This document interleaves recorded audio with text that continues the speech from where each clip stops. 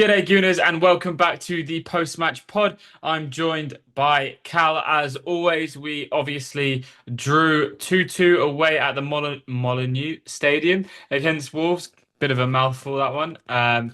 Not a good performance from us. Cal, how are you feeling after that one, mate? I'm pissed off. We are shit. I just have to say it. We are terrible. How do we go to Wolves away? They were on 9 points. We've given them closer to that Derby record now. We've helped them out and throw away a two-goal lead when we're in a title race against a Man City team that looks to be getting better and better each week. Meanwhile, we're looking worse and worse each week. I said Yeah, it. it's I not said good. it in January that I was confident that Man City wasn't good enough to win the title because at that stage they weren't consistent enough. But it seems like they're building up form and we're going downhill. The reason I said that was because I was assuming we were going to keep playing good, but obviously today was just not our day at all, was it?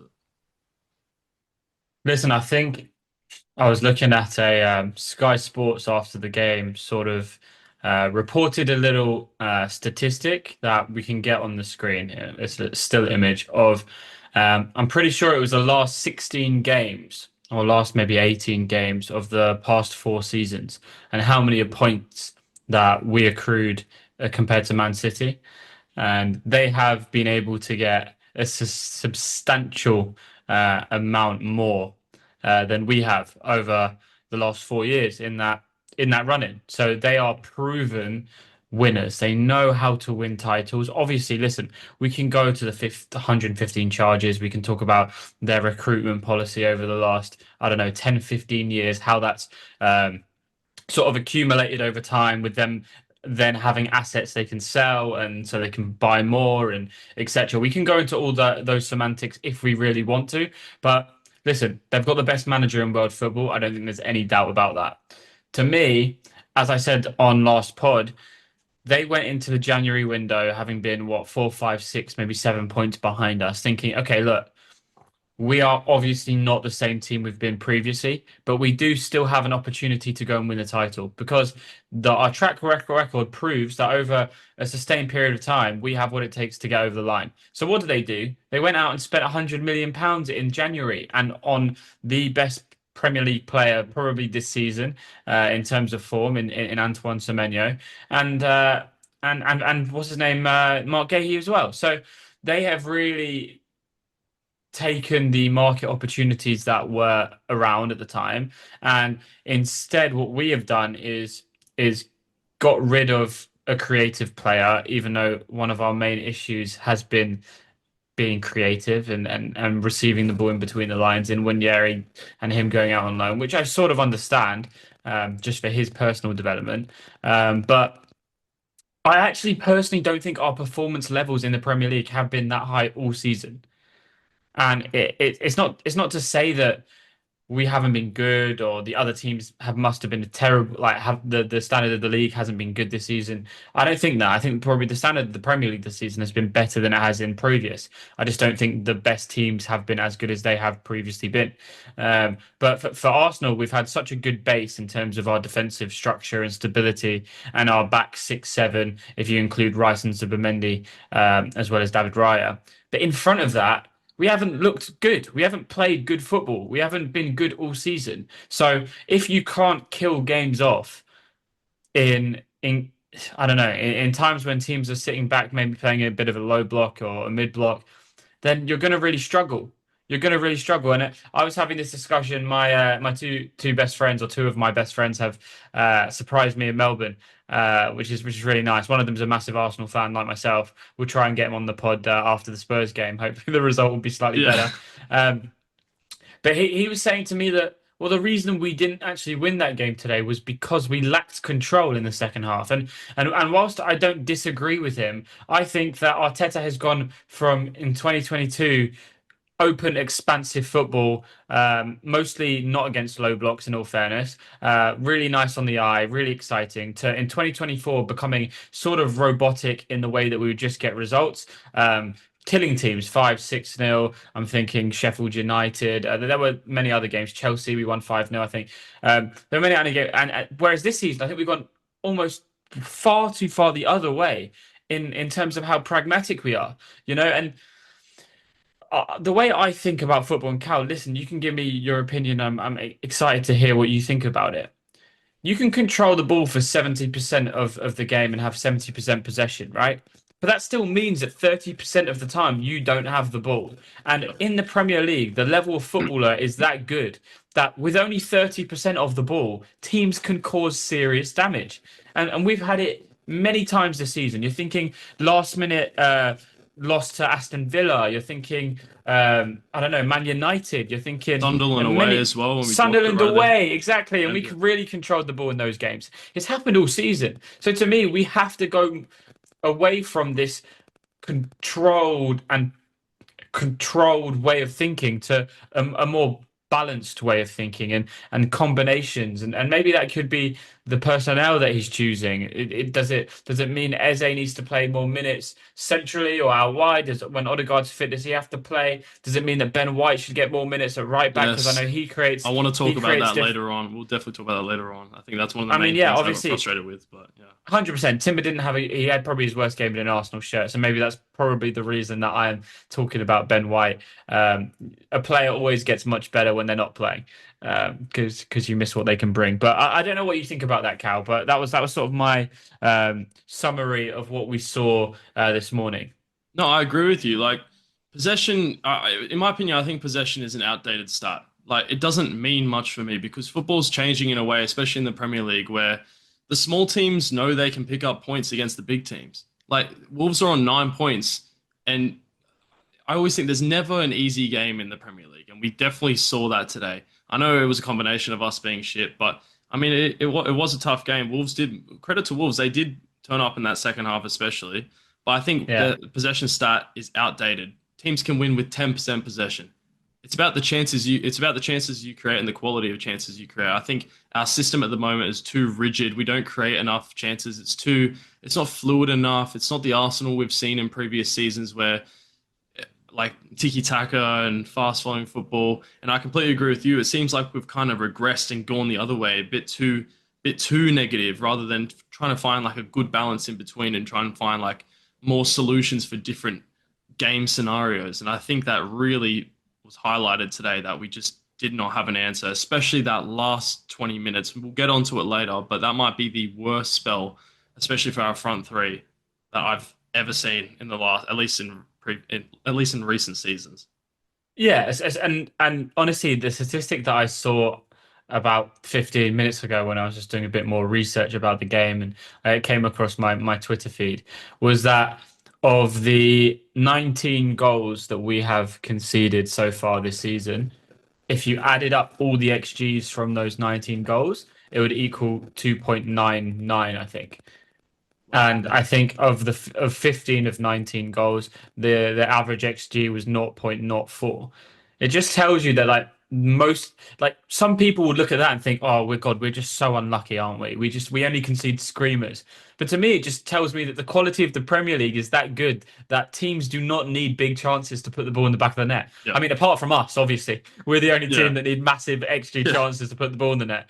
That might just be because of the way that we don't really tend to shoot from distance or I don't know, make the most out of low XG chances. But it just proves to me that the level of the Premier League is so high, and you really having control over games is one thing, but you need to kill them off. You have to have the ability to have one shot, one goal. And we'll definitely delve into it further. But obviously, Martinelli, I thought, had two pretty good chances today that if Antoine Semenyo was on the end of those chances, the ball is in the back of the net and the game's done. So, yeah, Premier League is very, very dog eat dog. You need to take your chances. And I don't think we did today, even though we didn't create that many. But obviously, Wolves did. And yeah, that was the difference, really, unfortunately. Yeah, well, let's get into the game actually, because I feel like there were like some positives from that first half. I think we played pretty decent in the first half. Not great, but not terrible. 5 minutes in, Saka playing in that new position. I want to ask you how you feel about Saka in that position, because obviously last podcast you weren't there, so I didn't get to hear your thoughts on that. But what's your Yeah. opinion on that? Do you think that position is kind of set up when no one can really succeed? Odegaard, Eze, Waneri's been shipped out as well. I know that's probably for personal development, but it seems like no one can really succeed in that role so far. So I'm interested to hear your thoughts on that. Actually thought he played really well in the first half. I thought, especially off the ball, he was almost a monster in there. Just like so many interceptions, a few nice passes. I guess through to Gyökeres, some to Yeah. Madueke. I thought he combined quite well. I thought he had a really good first half. I thought he was probably our shining light of that first half. Obviously, he came up trumps with the goal as well. What a ball by Declan Rice. I want to say great assist from him.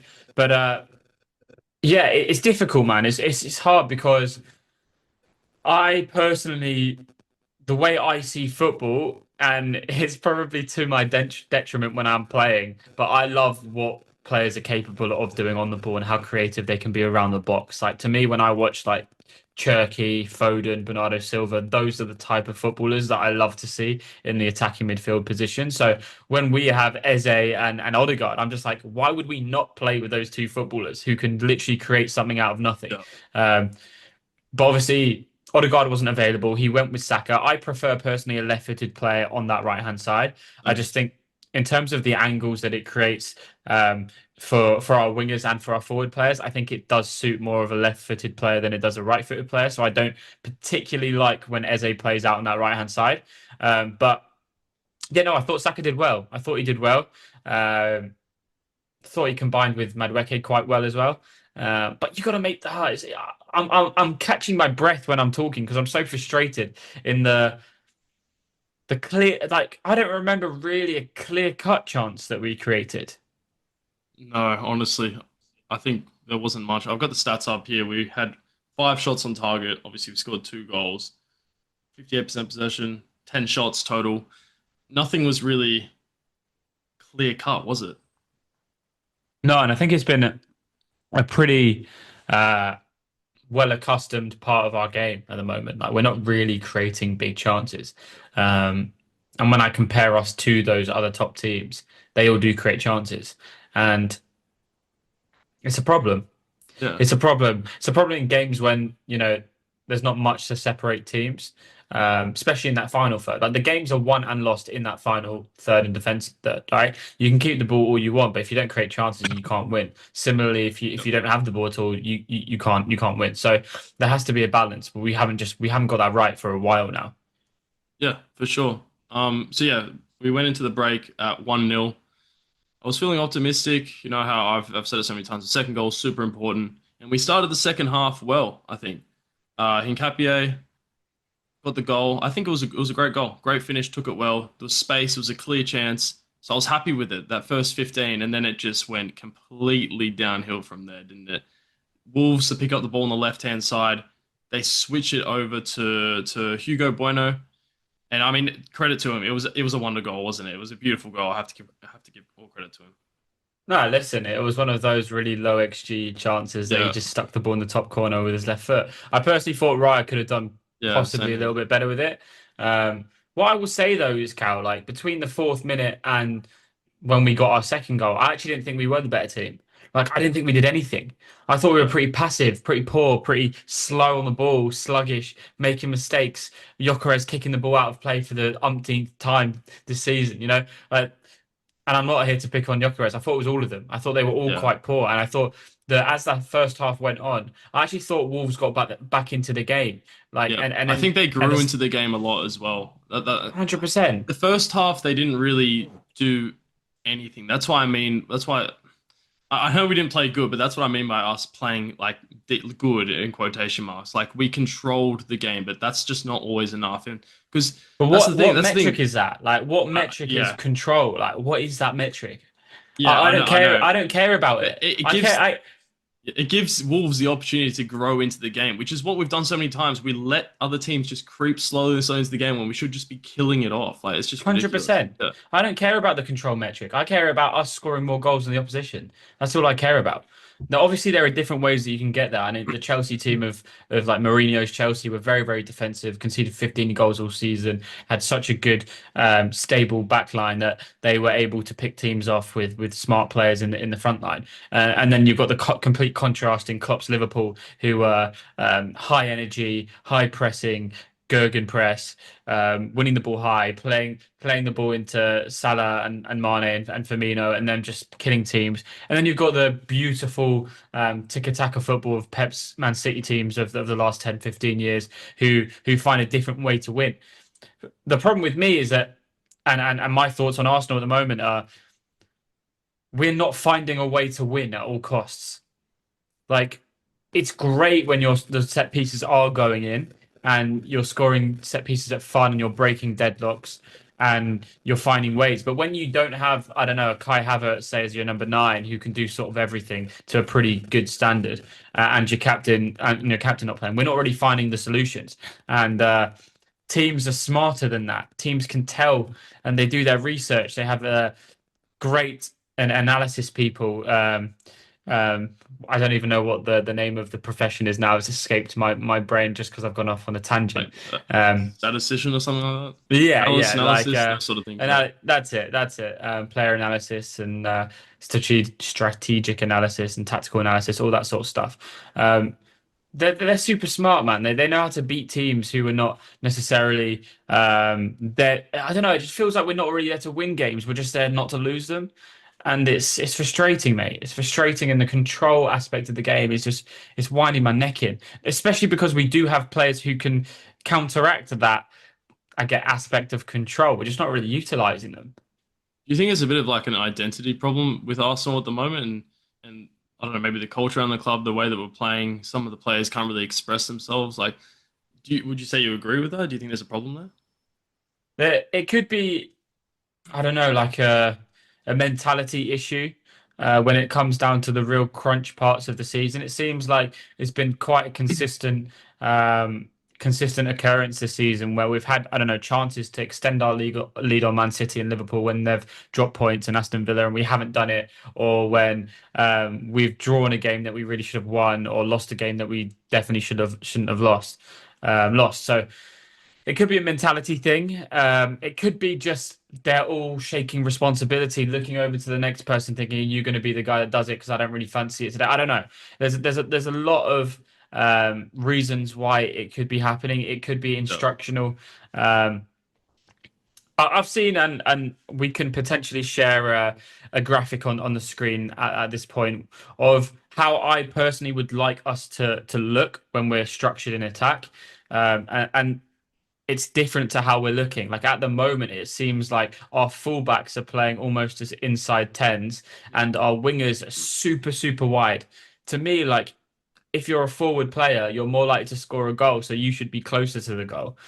So I'd quite like to see our wingers play more inverted, more similar to Mane and Salah for Liverpool, and then our fullbacks are the ones who really give the width, or maybe an attacking midfielder at some points. You know, the rotations can be there, Yeah. and when Ben White plays, that is something that does happen. You know, the triangles that we saw between Odegaard, Saka, and Ben White in the 2023-24 season is something that really worked well. So it's strange to me that Arteta has gone away from it. However, I do think that because of the amount of criticism that Arsenal do get in the media, by other clubs, by their own fans, I think that it's got Arteta to a point where he's like, I don't care what anyone else thinks. I just want to win now. I don't care how we do it. It could be ugly and we could go down as the worst Premier League winners of all time, but I want to get it done.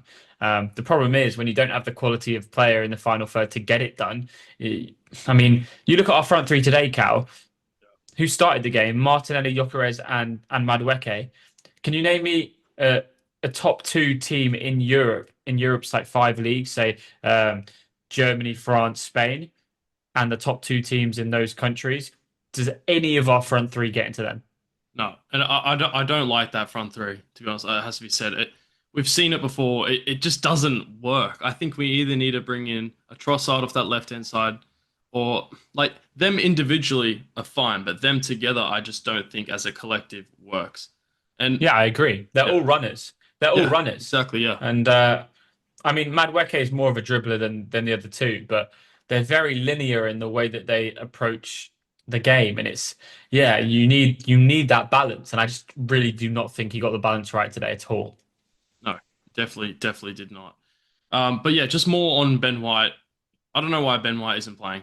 I'm sorry, he needs to be playing. after that performance I saw from Timber against Brentford, and I think it was definitely highlighted by you. Do you remember at the end of the game when Timber just completely gave the ball away against Brentford? Yeah, yeah, I yeah. think it's just ridiculous. Like Ben White is a much more better attacking option. When we need a goal, bring on Ben White. You know what I mean? Like the runs that he makes off that right hand side are exactly what you were talking about before, overlapping, which I think would work a lot better. I don't really like it when our fullbacks are in those inverted, like sort of half spaces because Yeah. they're not those sort of players. Like we don't have that sort of player anymore. Like Zinchenko's obviously gone. Zinchenko in that position, I don't mind because he's a midfielder at heart. Like he can do well there. But I think Hincapié, Calafiore, although credit to Hincapié, he did get the goal. But I'm talking about incisive passes in those positions. They're not the players that can do that. So I think I think Ben White needs to come in for the next game, to be honest. Yeah, and it can open up a further conversation about structurally what Arteta is doing differently this year to last year or the last couple of years, and it's something that Clive Palmer touched on in his analysis. He's on a whole load of media as well as his own podcast, I think, and he's brilliant. And he said that previously Arteta's been very invested in instead of at the moment it's more partnerships. So I don't know, Gabriel Saliba, um, fullback to winger, uh, Declan Rice and Zubimendi, um, Havertz and Gyökeres when they played as a partnership. Same with Where's Gyökeres. Eze and Odegaard? Like, why is Well, that not yeah, in the that's conversation? true. Like, just Well, do it, man. Like, oh, it's so I think the point frustrating. I'm trying to make, even when Eze was playing more consistently, was him and Gyökeres as a front two, as opposed to what we've done previously with Odegaard, Saka, and Ben White as a three. Yeah, I don't know, Thomas Partey, Declan Rice, and Odegaard as a three. It's now more structured to two partners of two than partners of three. And I think that the partners of three created overloads in different situations, which really helped us. Whereas now, we just don't really. We don't really look like we're going to win it, to be honest with you. We just don't look. I'm very honest with my analysis. I listen. City could very well drop points. of course. But I personally don't think it would be us winning the title. I think it would be more like them not like other teams losing it. Listen, Yeah, I go. to win a title, you've got to be the best team in the league. Like I'm not going to take that away from us. Hopefully, if we go and do it, and I think this squad of players is good enough to win a title. Yeah, It just comes down to whether they've really got the nous to do it, and that goes to Arteta as well. I'm a massive Arteta advocate. I think he's probably one of the best coaches in world football. I think if he was to leave Arsenal, every single big club would want him. That's how good he is. You look at us 6 years ago when he joined. Like we had what El Neni, Rob Holding, um, Bellerin and Maitland-Niles, all these players, no disrespect to any of them, but the players that we have now are on a different planet to them. And that was in an era where when Pep joined City, he inherited Aguero, he inherited De Bruyne, David Silva, Fernandinho, all these top level players. Arteta hasn't had the same luxury, and I would say the same for Arnie Slot as well, right? Arnie Slot inherited a very, very good squad when he came in, whereas Arteta did not do that when he came in. So he had to build, and it's taken him some time to do that, mind. But the fact that he's been able to do that whilst the other teams are still getting better, he's been able to bridge that gap to a point where now we've been competing really in the top bracket in Europe for the last, I don't know, 2, 3 seasons is remarkable. But to really get over the line is a different question. So yeah, it's a tough one. I'm at a mental stalemate at the moment, whether if I think we're still going to win it or not. But it's hard because City haven't actually been that good either. I just yeah, think them bringing in Semenyo has been massive for them. He's yeah. got 8 goal contributions in his last 7 games for Man City since joining, and he's just hit the ground running. Him and Haaland, if they're firing, I just don't see Man City losing games of football, unfortunately. Just to play devil's advocate on that, I think obviously Semenyo and Guehi, two fantastic signings. But for me, and I said it before those players were signed as well, but I still don't think City's midfield is good enough. And that's where games are truly won or lost. Rodri is not the same player. Rodri is washed. I'm just gonna say that right now. He is washed. Nah, come on now, he's No, he's not. washed. Nico Gonzalez is just that was it. What he costs like 60 mil, doesn't even play. Their midfield's not good enough, and that's I'm playing devil's advocate here. Maybe the wash thing. I don't know. I'm just a bit emotional, but like I just don't see that midfield being good enough, and that's the only thing I'm kind of clinging on hope to. Obviously, we can't control what they do. We need to focus on ourselves. I don't think it is the end of the world. We cannot panic at this stage. We just got to keep plugging along and just getting 3 points on the board. So That that's why that's totally that's totally true.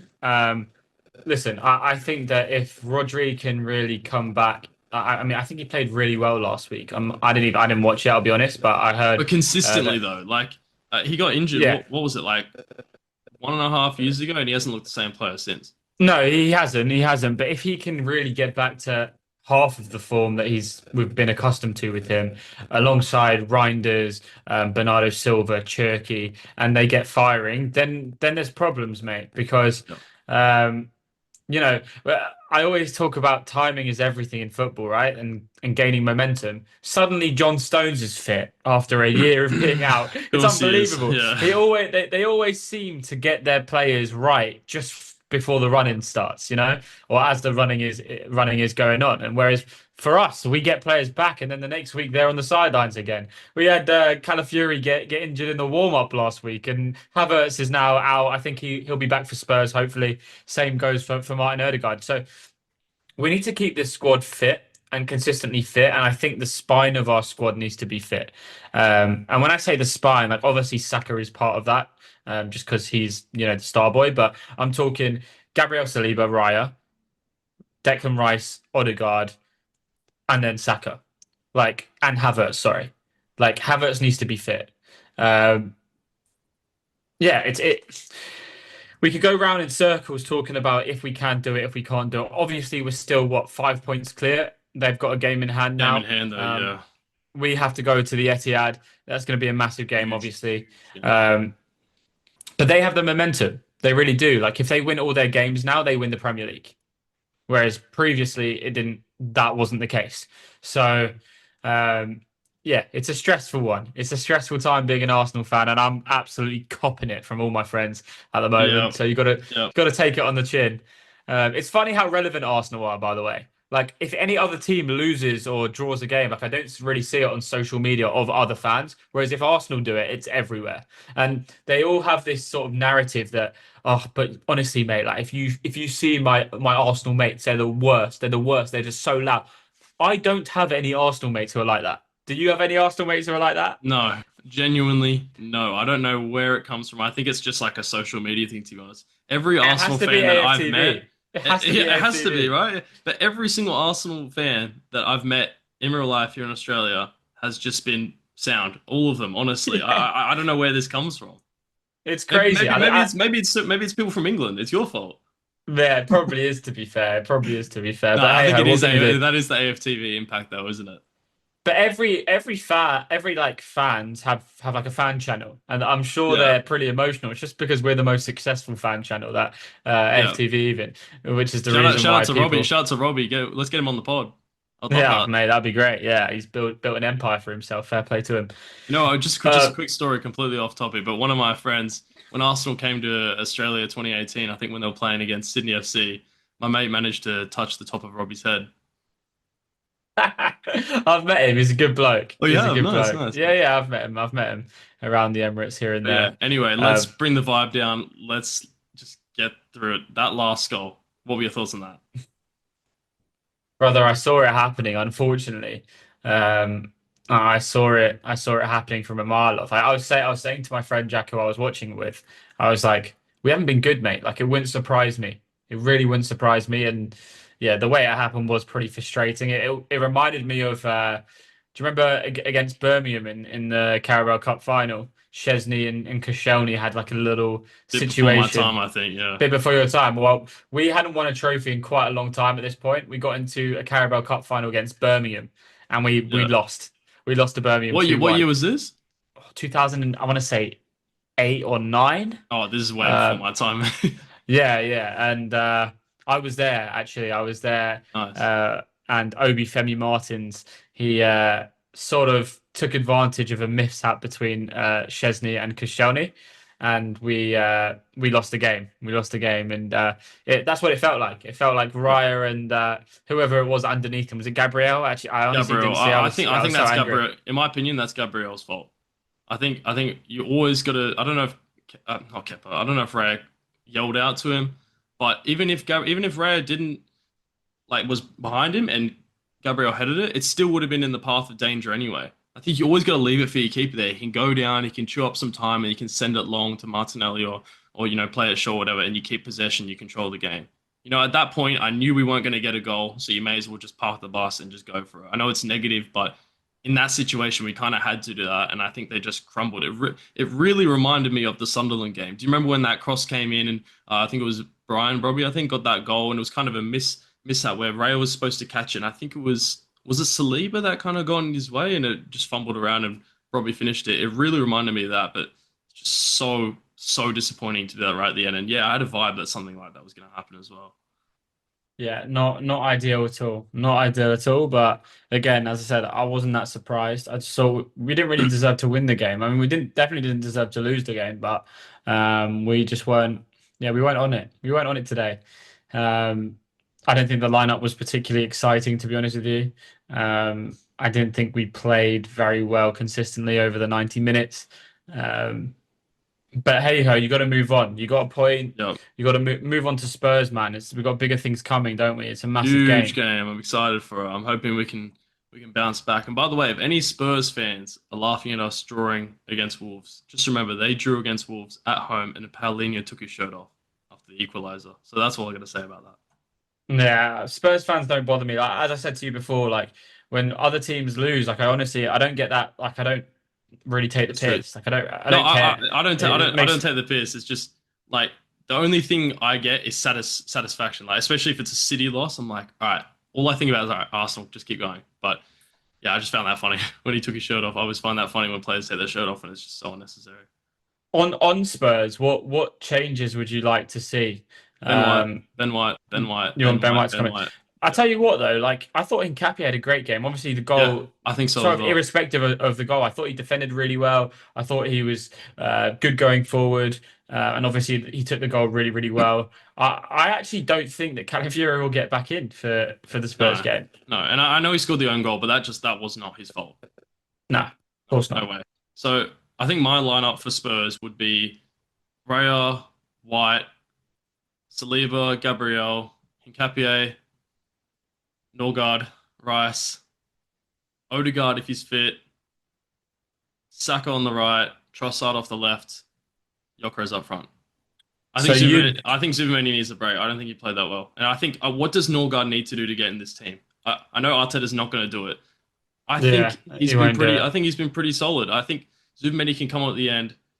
I know I probably would play Zubimandi, honestly. Maybe it is just a bit, we're recording this quite soon after the game, so maybe I need to take some time and maybe my video that I'll drop later might change. But I just want to bring up something about Norgard because I think he deserves more minutes, especially when we're trying to. I know for us, we want to attack and kill games off, but realistically, Arteta isn't going to do that. So why not use Norgard to control the game? You know what I mean? 100%. No, I thought he had a great game midweek against Wigan. I thought he played really well. Um, And yeah, he probably does deserve more minutes, 100%. I just think that in games when you really need to win games, Norgard is not my priority, but Yeah. yeah, he can definitely be rotated with Zubimendi or Rice more often, 100%. Utilizing that squad is important, Yeah. man, just to make sure that everyone's fit. For me, if Havertz is fit, he starts at Spurs. Is I he mean, going to be he's fit? yeah, from what I've heard of Arteta, he said that Havertz and Odegaard will I'll be play him up back. front then. I'll play him up front then. Yeah, he would play up front for me. Um, yeah, I wouldn't start him in the 10 alongside Gyökeres. I would actually play him instead of Gyökeres, and I'd Same. have Odegaard in behind with Trossard on one side, Saka on the other side. Obviously, Declan Rice and Zubimendi behind him. But again, like I want to see Eze play, but I just know that he won't. So there's no point me sort of asking for it because I know it's not But going to you happen. could say on the other hand, like Arteta might just play him based off how well he played against Spurs last time. Obviously, hat trick. So you could go off historical things. He had that whole thing again, almost joined Spurs before joining us. Maybe He played well against Spurs last time, so what's to say he won't start this game, especially if Odegaard might not be fully fit as well. True, that's true. Yeah, if Odegaard's not fit, then yeah, there's much more chance of Eze playing. But then again, like he had the chance to play Eze in the 10 today, and he went with Saka. So it tells me that if Havertz is fit, but Odegaard is not fit, then he might still go with Havertz as the 10 ahead of an Eze on that right hand side. So yeah, food for thought for sure. What about Spurs? What do you make of their season so far? Obviously, they've got their interim manager coming in. Are they going to have like a manager bounce? Like what's the vibe with Spurs at the moment? I mean, it's so hard to tell because I'm not really familiar with their manager, but this is a big game for them, like North London Derby. They want to, because this is their chance to stop us winning the title. Realistically, like if we lose this and City win, City pretty much It's done. overtake us. Like Spurs, I think that's why that Wolves game was so important to pick up points in as well, because this just gives Spurs motivation to just end our season. And it'll be a great 3 points if they can get it against us for their relegation battle as well. So Yeah, yeah, I think I 100%. think I think they do have a lot of injuries as well, but I am expecting a win. But at the end of the day, a derby is a derby. Form kind of goes out of the window, so you don't really know what to expect. 100%. 100%. And I think you said it well. Form does go out the window. You just have to put on your best face And for I the hope I derby. hope form does go out the window because we've been playing shit. Yeah, you're not wrong. You're not wrong. Yeah. But yeah, score predictions. What do you reckon? I'm going 2-1. 2-1 to Arsenal. Okay, okay. I'll go 1-0. 1-0 Arsenal. Love it. Love it. We'll take it right now. Gabriel header, corner. Oh, Vintage yes, please. Arsenal. Set piece goal. Let's take it. Yes, please. We'll take it. We'll take it. But yeah, that's probably all we got time for today. We'll see you guys after the Spurs game. Hopefully we can bounce back. We need positive vibes from here. Don't let it get to you too much like it got to us. We'll come back stronger. Hopefully play some good football against Spurs. Get the 3 points. And yeah, we might look back on this Wolves game and think, you know what? It was a good point at the end of the day. Who knows? If we win the league by 1 point, it's a good point. Can't argue against that. So, yeah, hope you have a good day, Gooners.